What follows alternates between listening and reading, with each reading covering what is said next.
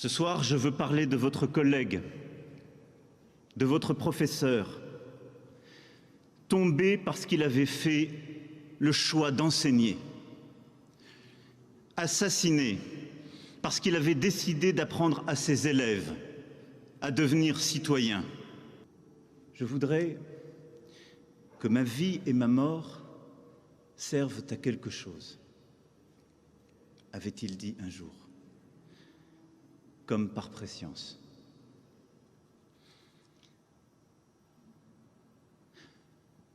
Alors, pourquoi Samuel fut-il tué?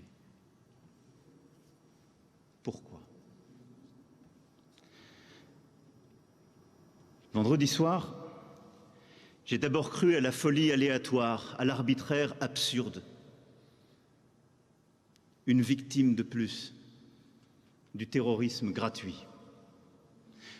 Après tout, il n'était pas la cible principale des islamistes. Il ne faisait qu'enseigner. Il n'était pas l'ennemi de la religion dont ils se servent. Il avait lu le Coran. Il respectait ses élèves, quelle que soit leur croyance. Il s'intéressait à la civilisation musulmane.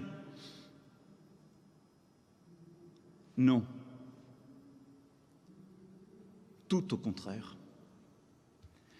Samuel Paty fut tué précisément pour tout cela. Parce qu'il incarnait la République qui renaît chaque jour dans les salles de classe, la liberté qui se transmet et se perpétue à l'école. Samuel Paty fut tué parce que les islamistes veulent notre futur et qu'ils savent qu'avec des héros tranquilles tels que lui, ils ne l'auront jamais. Samuel Paty fut la victime de la conspiration funeste, de la bêtise, du mensonge, de l'amalgame, de la haine de l'autre, de la haine de ce que profondément, existentiellement, nous sommes. Samuel Paty est devenu vendredi le visage de la République, de notre volonté de briser les terroristes, de réduire les islamistes, de vivre comme une communauté de citoyens libres dans notre pays, le visage de notre détermination à comprendre, à apprendre, à continuer d'enseigner, à être libre.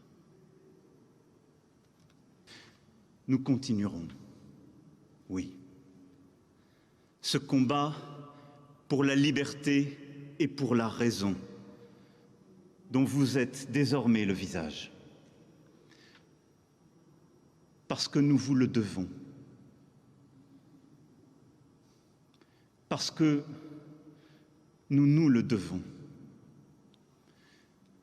Parce qu'en France, professeur,